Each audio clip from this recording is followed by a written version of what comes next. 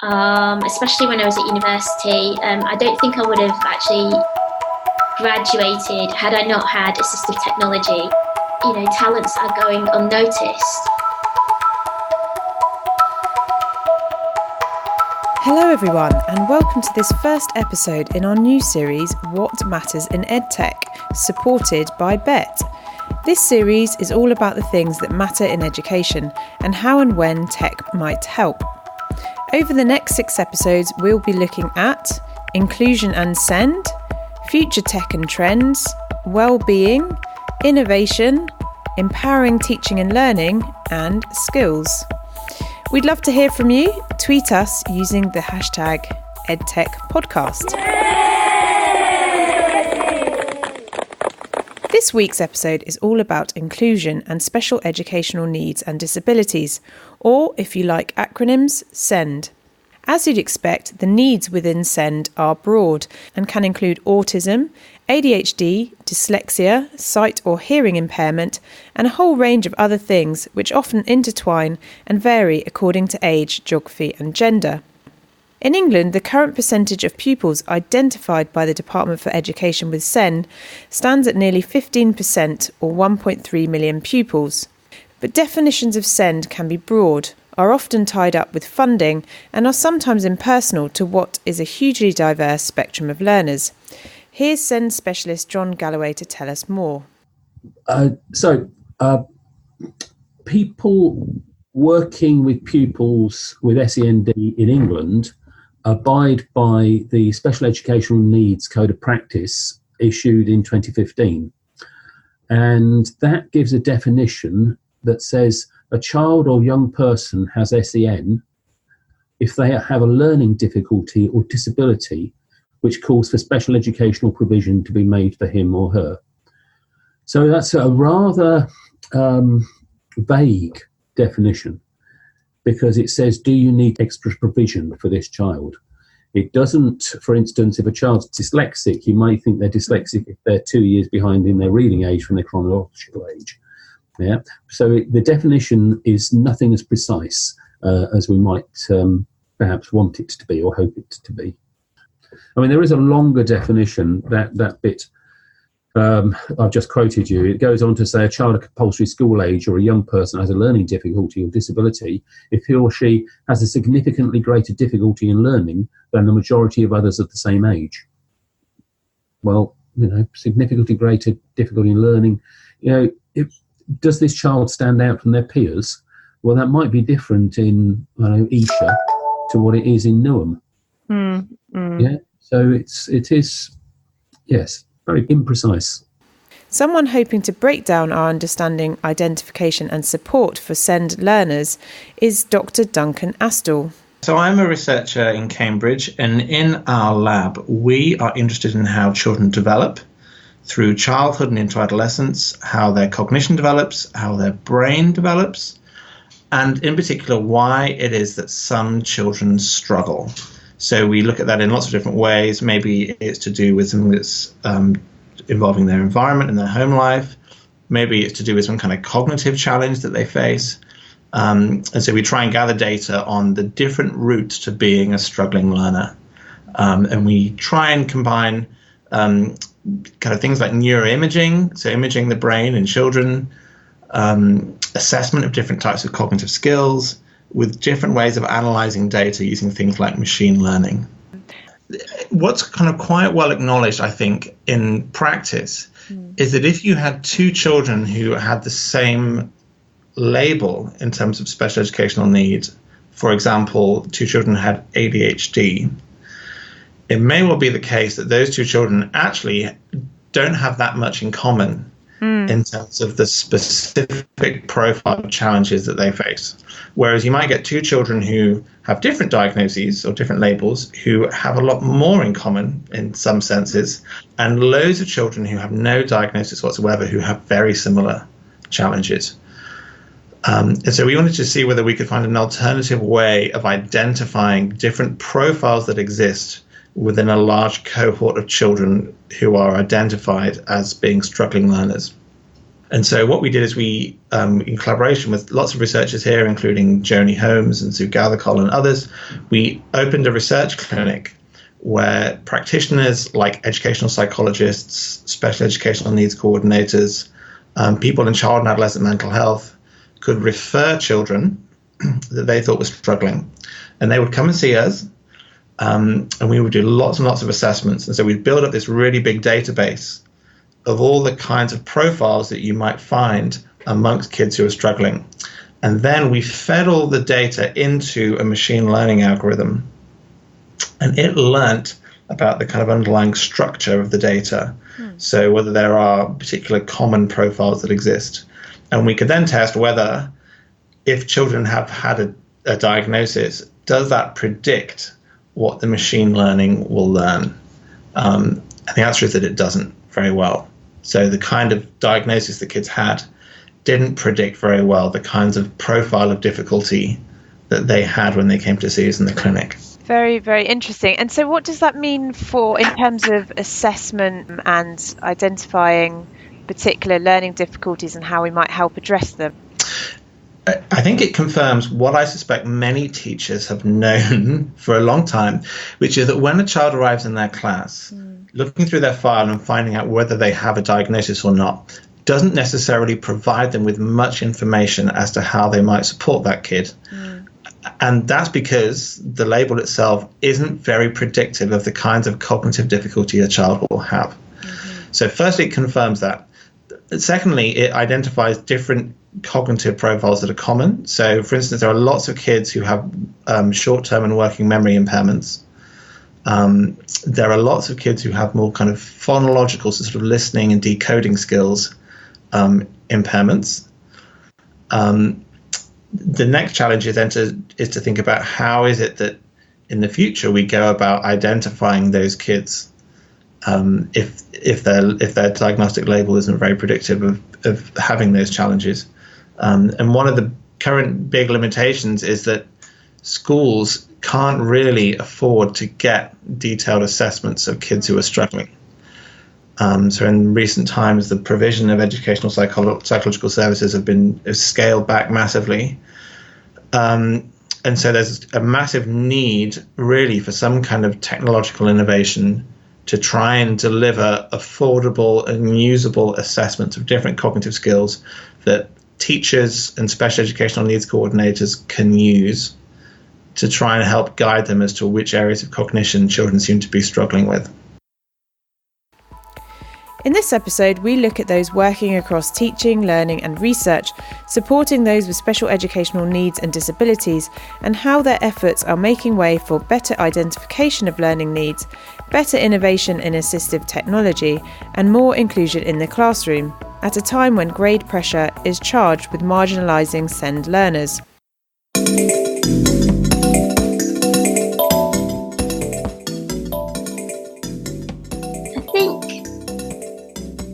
When you're going through this sort of school experience, it's like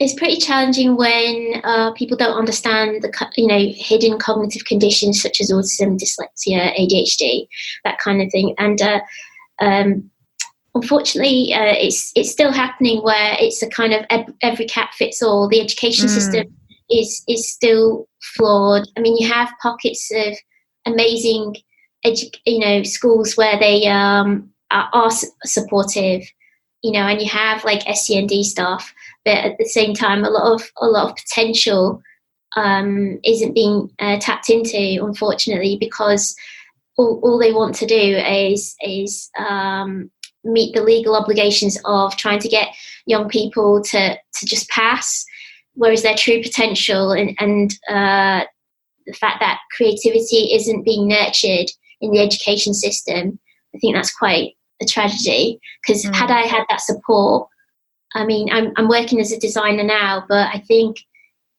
if things may have been a bit different if I'd had enough support.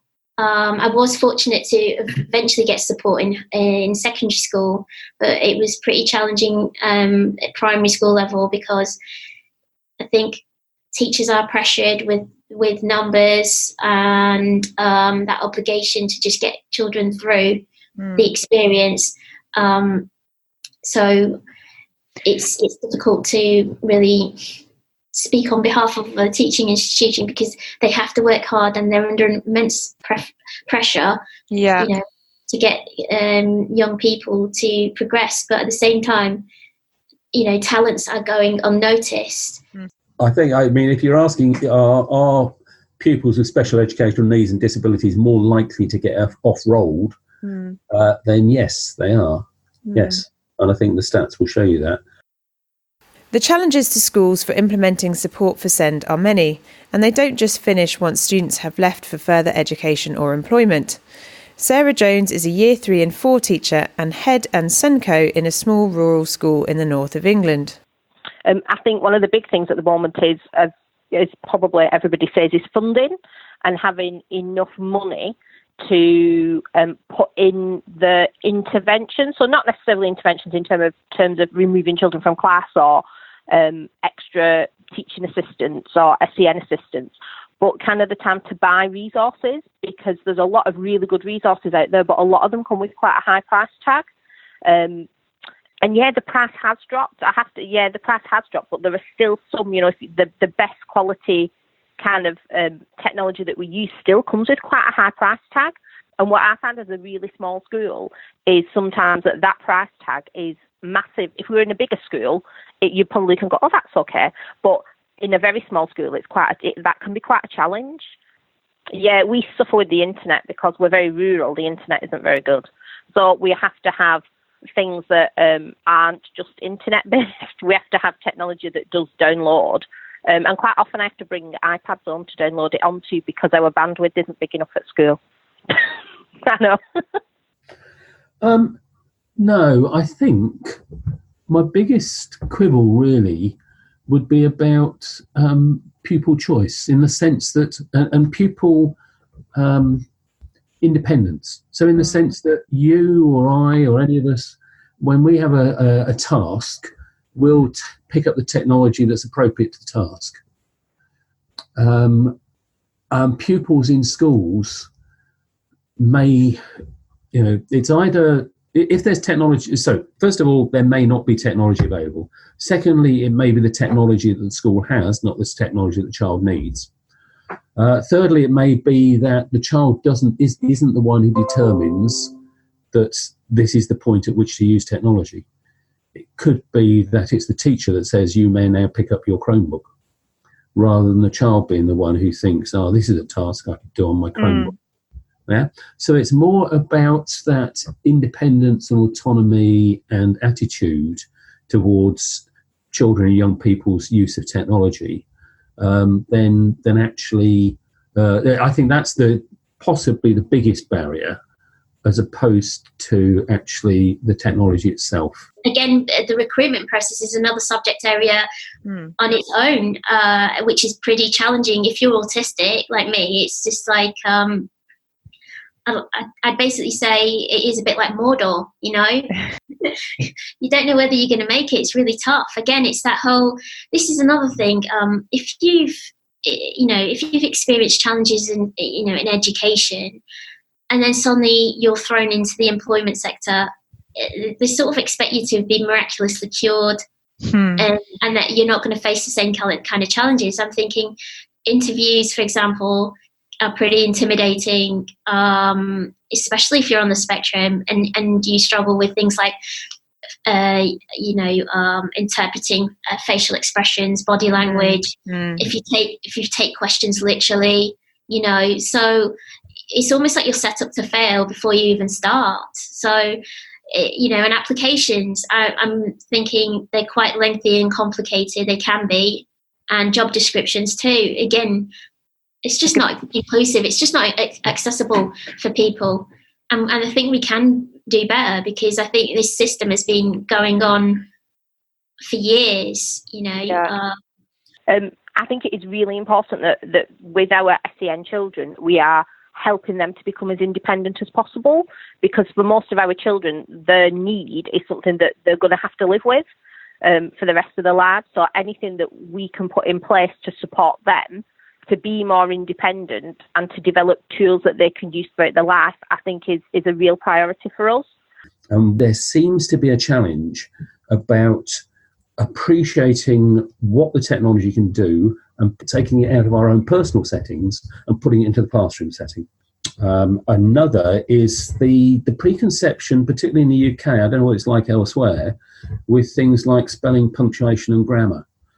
And the idea that you have to be proficient in those things in order to be well educated.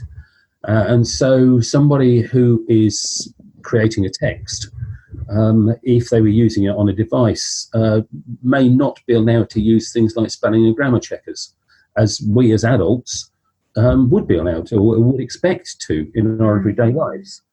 And what we want from learning is for children and young people to be able to show us what they know, show us what they've learned, to use the skills that they've picked up.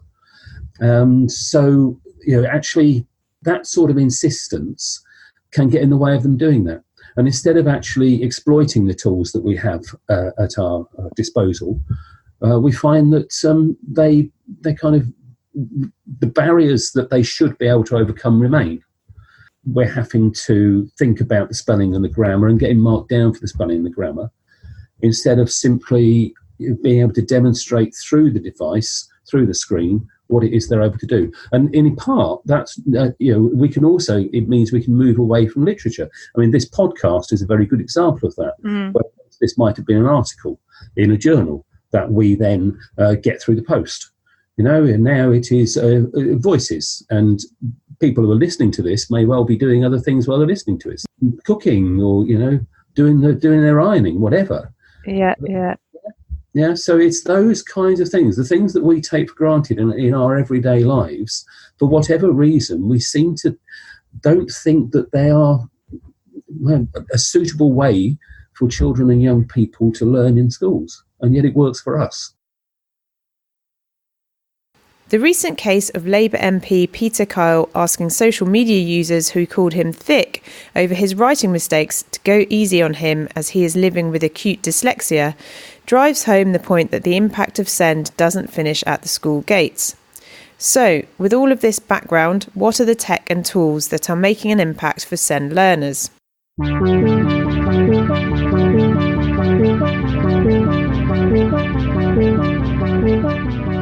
I'm delighted to be on the line with Helen Caldwell, who is a senior lecturer in education at the University of Northampton and also the author of the book Technology for SEND in Primary Schools, a Guide for Best Practice. So welcome, Helen. Thank you. I used to work in special needs. I was a special needs teacher in school, specialising in technology, and it was ICT then, not computing. So for many years I taught computing.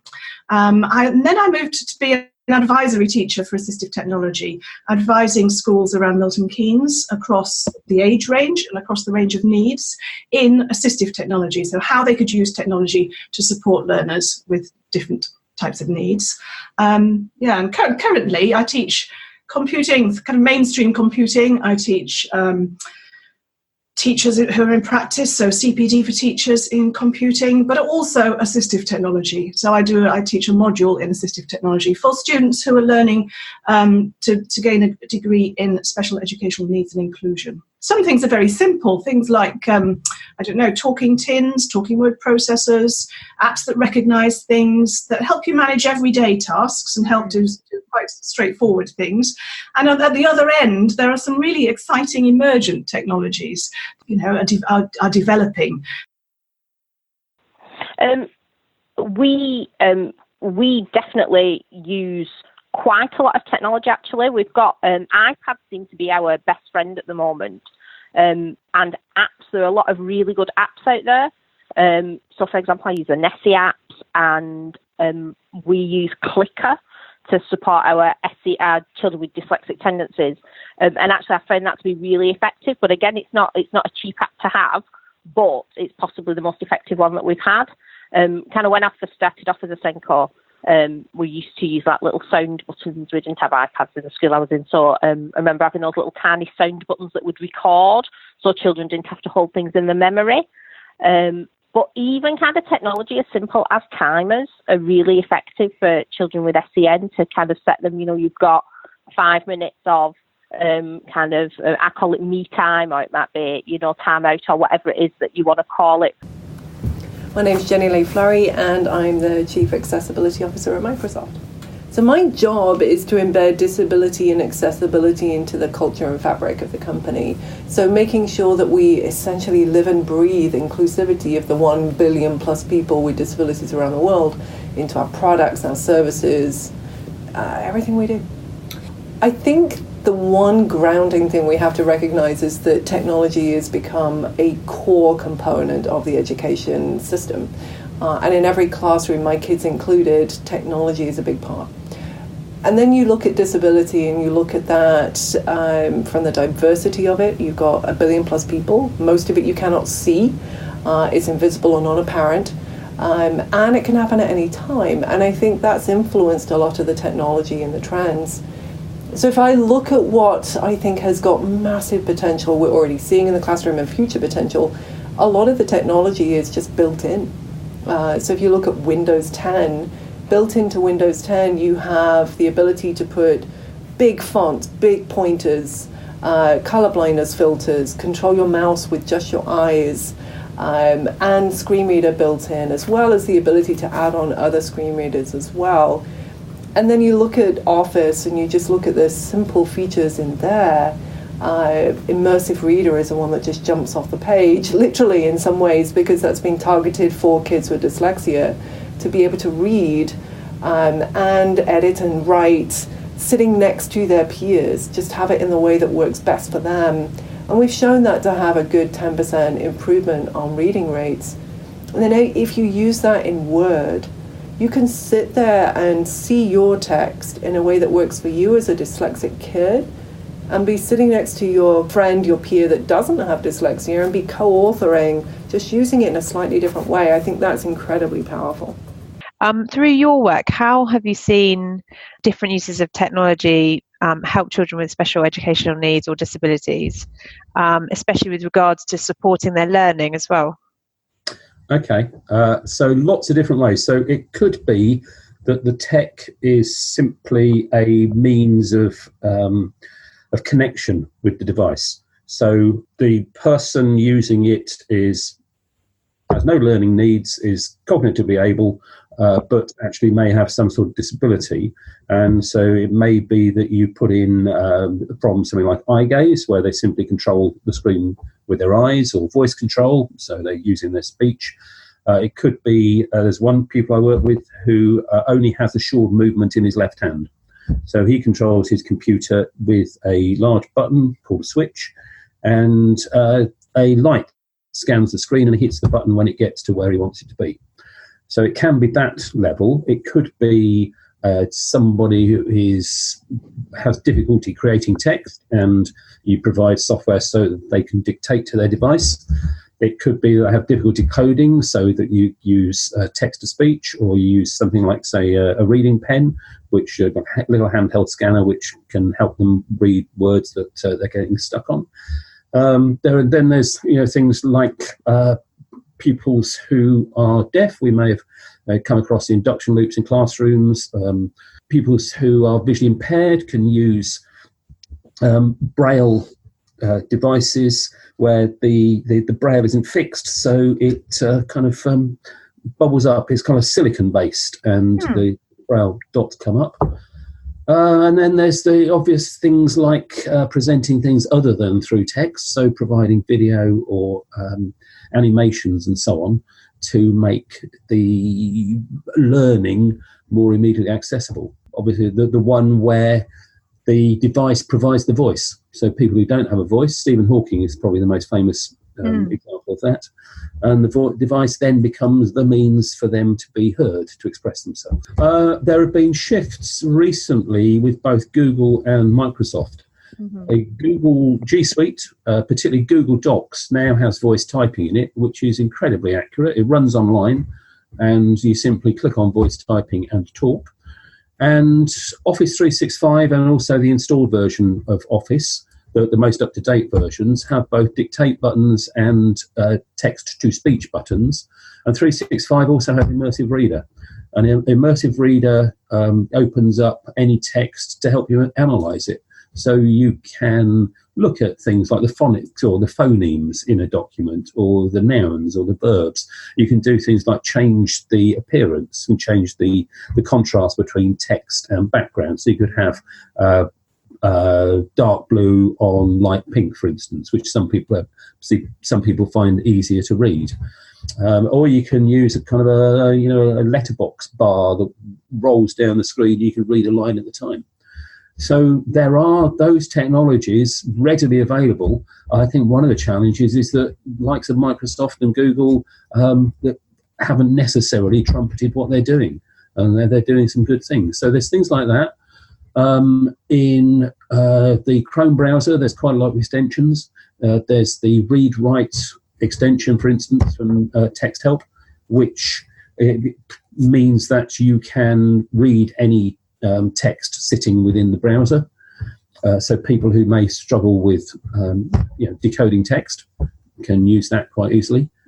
And then there's kind of some quite exciting technologies around. There's the rather fancy switches that Felicia Interface do, called Cosmo, which is a set of buttons that will drive an iPad screen, but will similarly or will similarly make music, or will provide all sorts of activities that are physical activities that can be developed in such a way that they're very inclusive.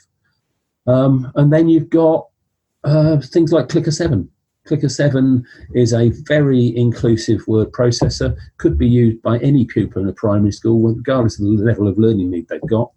And then it will provide all sorts of additional support. So it'll give you text-to-speech, word banks on screen. It will help you write by providing the structure of a sentence, and you then build the sentences. And it will do lots more than that. And it's got a secondary version called Docs Plus.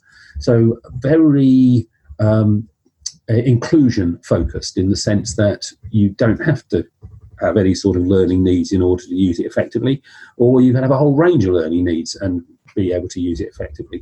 So, there are some good examples of resources. But both, what are the trends in SEND technology in recent years? Mainstream. The first is a trend towards the specialist becoming mainstream, and with it, a move towards a lower cost and better access to the curriculum. So one key message is that some things are useful for everybody. So some things that used to be perhaps specialist are now becoming mainstream. So there are things like voice recognition, things like using word prediction, using visuals to support spelling, using sound to support reading and writing. That's quite it used to be quite a specialist, but now it's becoming quite mainstream. It will be helpful for everybody, not just for children with challenges. I think that if you look at technology and where it's going, we may see and can see a future where kids with disabilities are on not just an equal playing ground, but hopefully a little bit more of a boost. One of the things that I think is truly exciting is Code Jumper. Just taking the simple principle of coding platforms, most of which are inaccessible today. So if you have a blind kid, low vision kid, they can't take the curriculum, which is mandatory curriculum for 7 to 11-year-olds in the UK. They can't take it right now. That's not acceptable. Code Jumper is a tactile coding environment where you plug together pods with different shapes on them to create pieces of music. And while doing it, you're also learning the key principles of code, like nested groups. And then you've got a UI on top of that that's accessible and usable. That's the future that we want to see, where actually that's a fun system that not just works great for a blind, low vision kid. Everyone wants to play with it, because who doesn't want to create a piece of music? It's inclusive, it's accessible, it's something that I think empowers the next generation of hopefully a ton of blind developers. I think we can almost mark it from the iPad. When the iPad came out, there's a number of features that were previously very specialist, and now they're entirely generic. So touchscreens, for one. Touchscreens were once very big screens, very expensive screens, and now that were often kind of the size of a television. And now they are, in our hands. Text to speech, where your screen will read to you. You just think of Audible, where the device is reading to you, or speech to text. Things like dictating text messages you walk down the street, but just Siri or Alexa. People at one time, environmental controls, people who had had challenges to their movement may be able to do things like shut the curtains and turn the lights on through expensive devices, and now it's consumer technology. Eye gaze, which is quite cutting edge, but eye gaze is now becoming a consumer product to use in gaming. And even technology. Some of my favourite technology is actually Google Translate. And so people who are, say, new to English can quite quickly access or communicate and engage in the classroom through the use of something like Google Translate. And all these, like I say, were once very specialist technologies, and now we take them for granted. And I'm supposing that as a result of them becoming more readily available, the cost is coming down as well. Yeah, absolutely. I mean, I not so many years ago, 3-4 years ago, eye gaze was a dedicated device which would cost £10,000. An eye gaze bar from Amazon is about £200 now.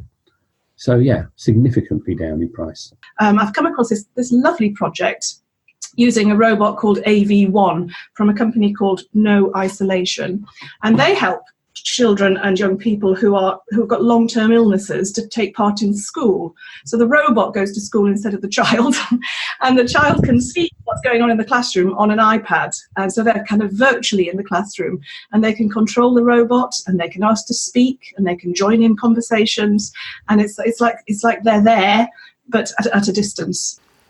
The connecting power of the internet has also seen a massive drive in co-creation of assistive technology solutions. The user experience.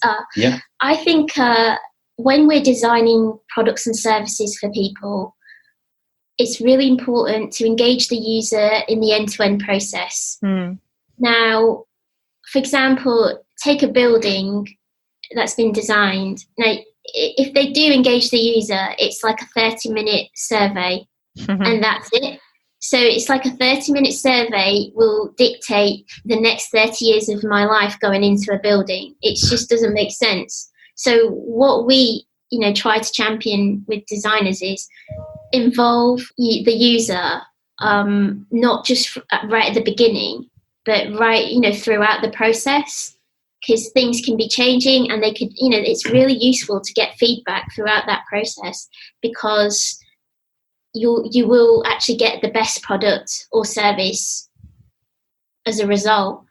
But Absolutely. If you just engage with them just for a few minutes at the beginning and that's it, and you go away and make a design, it's not gonna, without going back to them and asking them for feedback on certain stages of your process, it's really not going to be as inclusive as you want it to be.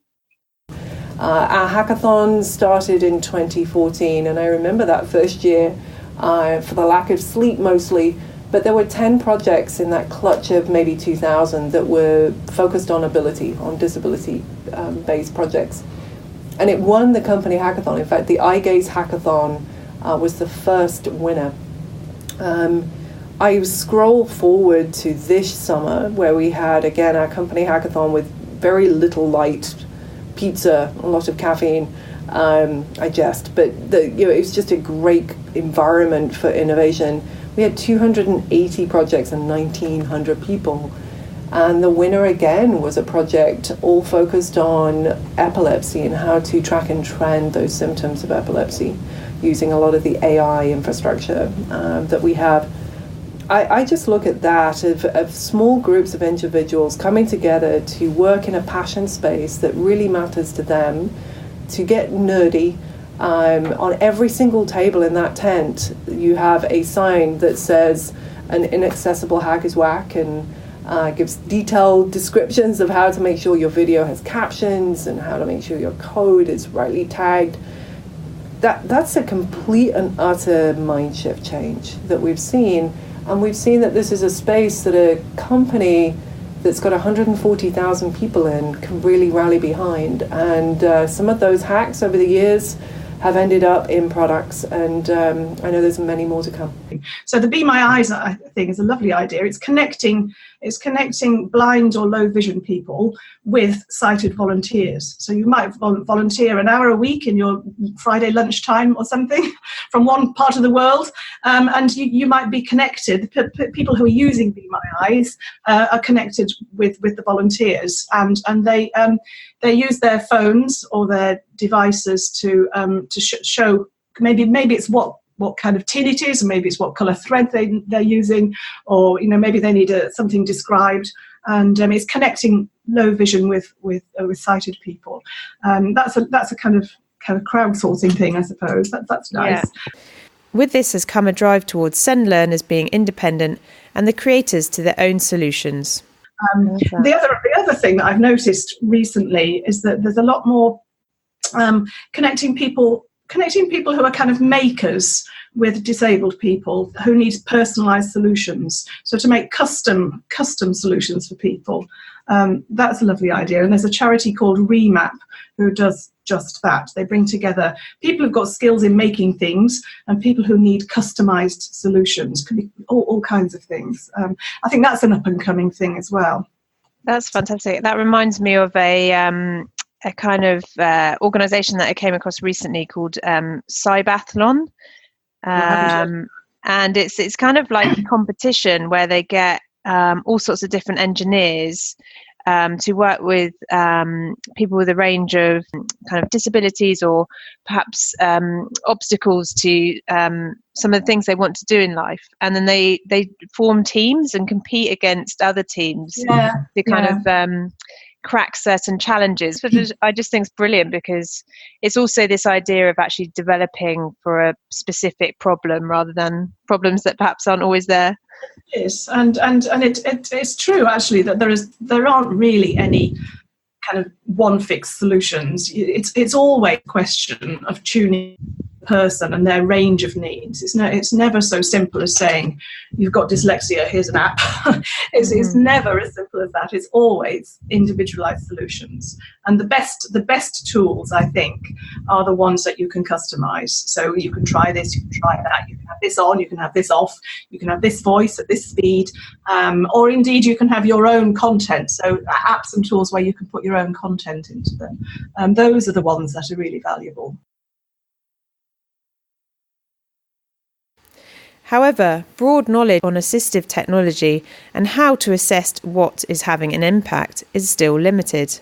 Having the time as well to evaluate the best resources to support children is quite a challenge as well.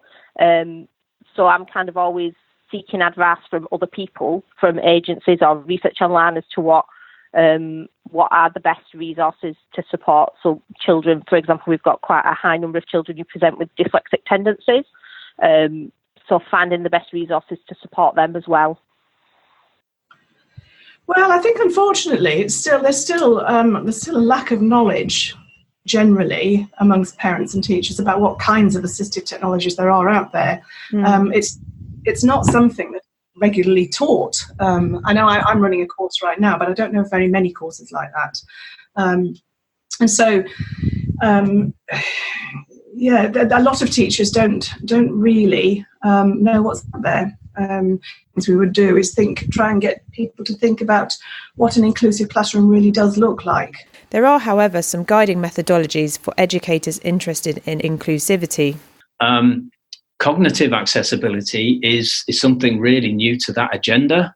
And it's just thinking about, technology enables us to use different styles of communication, be that predicated around visuals or language or words, kind of printed text. It's thinking about how you can, or making sure that whatever products that you have can, work with other other accessible brands or other accessibility products that people might use, so that you've got that compatibility. I think Immersive Reader is one great example of inclusive design, which is where you design for a person with a disability. You design through the lens of disability, including a person with a disability in the process, at least one, hopefully many, and you get their perspectives, you tweak it, and you make the UI and the interface just work beautifully for them. And you create an environment, and with Immersive Reader, you've created a system that empowers a person who's dyslexic, but also empowers somebody who just wants to read a dense document. That's the principle of it, is that if you design with constraints, you actually design for the many. There's this thing called Universal Design for Learning, which is an American framework it's from the Center for Applied Special Technology, the CAST Center. And the Universal Design for Learning has 3 principles. It's the idea that learners benefit from different ways of representation, so different ways of things, different types of access into a topic, different forms of expression, so being able to show their understanding in different ways, and multiple means of engagement is the third one, so lots of different ways in, if you like, ways of motivating them. And that sits very well with technology, actually. If you think that an inclusive classroom, information might be presented in different ways, content might be presented in different ways, and learners might show what they know in different ways. One thing that teachers often ask me is, so let's say we identify that kids do have a working memory impairment, what can I do to help? And there are actually some really nice resources on that. And so there's a really great free handbook for teachers to advise them on how to do simple things like reducing working memory load in class, that has been shown to be effective in supporting kids who have poor working memory.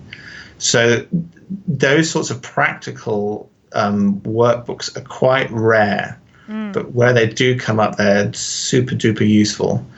So there's a really nice one on like a practitioner's guide to working memory problems, and I found that really helpful to give out to teachers. So, with so much readily available now, what future tech are guests getting excited about, which will have a further positive impact on SEND? Yeah, if you look at the hackathons in 2014, the winner was the eye gaze wheelchair, which is actually ended up in eye control in Windows 10, a core feature in the operating system.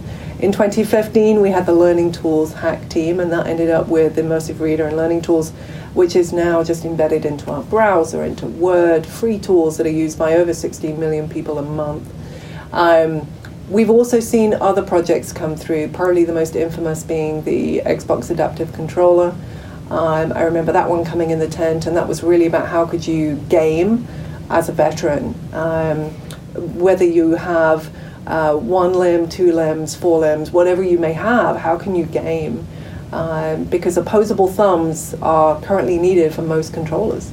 And it ended up with a product that hits the shelves last year. And there's more to come. I think the other one that really comes to mind is Seeing AI. And that team walked around for a week with a phone taped to their head. And now you see it still as a incredible app that empowers blind low vision to really see the world. Takes pictures of images using AI and puts descriptions behind them, whether that's a person, a can of pop, or some text. So yes, I think it's one of those where we've seen an amazing amount of innovation that's ended up launching into products, and also for us internally, a lot of cultural shift as people get invested, motivated, and just excited by the opportunity to really empower someone. I suppose I wanted, maybe I would add that I'm getting very excited about the use of artificial realities for learning at the moment, the use of virtual reality, augmented reality. And I was teaching just yesterday, actually, I was teaching my group, the group looking at assistive technologies, and we had a whole session on virtual reality. And I was amazed at how many examples I could find of those types of ways in. Everything from thinking about rehearsal through social stories, preparing for an experience, an MRI scan perhaps, something like that. Yeah. practicing social skills in virtual reality and giving in a safe environment, managing anxiety, again, giving people out of reach experiences. One of my students had this idea that you could take a VR set on a school trip, and that some children might be able to participate in some of the school trip, but they couldn't climb the hill to see the view.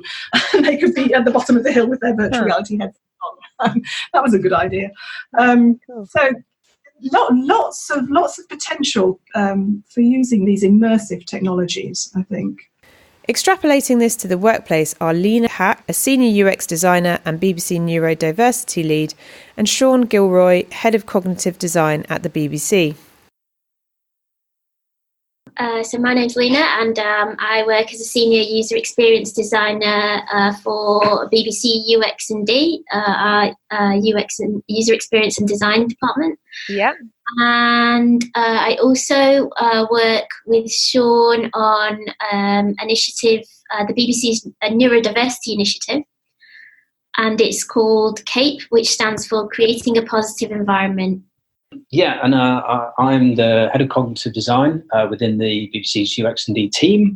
So I lead on the research initiative, looking at how we incorporate neurosciences, neurodiversity, and different aspects of cognitive psychology into the design process. And I also work alongside Lena as a neurodiversity lead. From the early days when we first started CAPE, we wanted it to be quite a creative initiative, and we wanted to look to use whatever technology was available to us, really, as a means of engaging and accessing a community of people, be they people with a personal interest, so neurodivergent people, or other colleagues who wanted to learn more about what we were doing.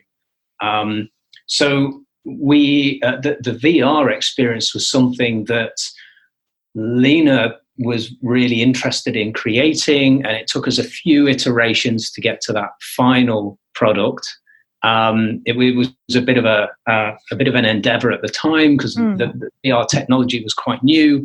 So it was a bit of an experiment, really. But it was just something that we thought. It was a device that we could use at the time to engage people. It was new technology that they were interested in, so people would come anyway because it was VR. Mm-hmm. But it also allowed us to explore or provide people with an experience to try and unpack what it was like for somebody. We used a workplace scenario of a team meeting. And we just wanted to help people visualize or at least experience some of the things that somebody with autism or dyslexia or dyspraxia were talking about, so they could contextualize them. We wouldn't say it's a simulation. We can't replicate that for people, and it's a 4-minute experience. So we're not saying it's a simulation, but it's just something to give somebody something more tangible to understand when we're talking about neurodiversity in the workplace. Also, people, I think, tend to learn better if it's like an immersive environment. VR is a good tool for that. The subject of neurodiversity is relatively new, and there's a lack of awareness and education around the subject matter. And we thought there's so many training sort of modules and available, which is sort of, let's say, explained in a classroom-based scenario where a professional, someone who hasn't got lived experience is trying to explain what autism is or dyslexia is. And the takeaways we've had in terms of that kind of training is the fact that people don't seem to understand any better, than before, because what's happened now is that people learn better if they're able to immerse themselves, and a sort of talking head style training experience or a classroom-based experience isn't particularly helpful. So we thought, what's the best way to highlight a subject matter such as neurodiversity, because of what's happening in education at the moment and in the employment sector, the lack of understanding. How can we get people to understand it better? And also, it's not just understand the challenges. It's more about how do we educate people about the beauty behind a differently wide brain. So for me, being on the autism spectrum and also having ADHD, school was pretty challenging, and it was difficult to express myself, to say what the environment was like to, teaching professionals. And it was pretty challenging growing up, I guess, with that lack of support and understanding. So I thought, as soon as I started this job, I thought, well, how can we improve things? And although the experience we created around virtual reality with the experience that we have, it's aimed, in the working environment, it can easily be translated in a classroom-based environment too. So we've had feedback from others to say, wow, we didn't realise it was like this. And I'm like, yes, it's quite challenging. And the beauty of it is that, people get to understand it a little bit better than they would in a classroom-based scenario, in a training scenario, where someone is just literally talking at them about the facts and stuff. So that's what we wanted to do. For me, supporting SEND is probably one of the strongest use cases for educational technology I've seen. Yet for most of us, we still have a limited knowledge of what SEND needs are. Better knowledge sharing can help, and the opportunities are massive to enrich our worlds with what talent is out there, not just at school, but in the workplace and in our homes. I can't wait to see what is co-created next. Some final thoughts from our guests to end. Yeah, I think the people that I go to most are other SENCOs. So in Berwick, we actually have a really close network of SENCOs, and we meet kind of half-termly. And I find that one of the best sources of support, because, we talk about things that we're using, we talk about the technology that we're using, we say, oh yeah, this is working really well for us. And then you've kind of got a bit of it's been tried and tested, and you feel a bit more confident about going away and investing some time and money into it. The other people I go to as well are our support from our outside agencies, like our literacy support team and our educational psychologists and our ASD support. And I find that they really do have the knowledge, and they kind of come back as well with, well, this school, I've been to a school and they're using this effectively. And it's definitely about the people who are using it. It's getting that, finding out who's using it and getting that first-hand information, really.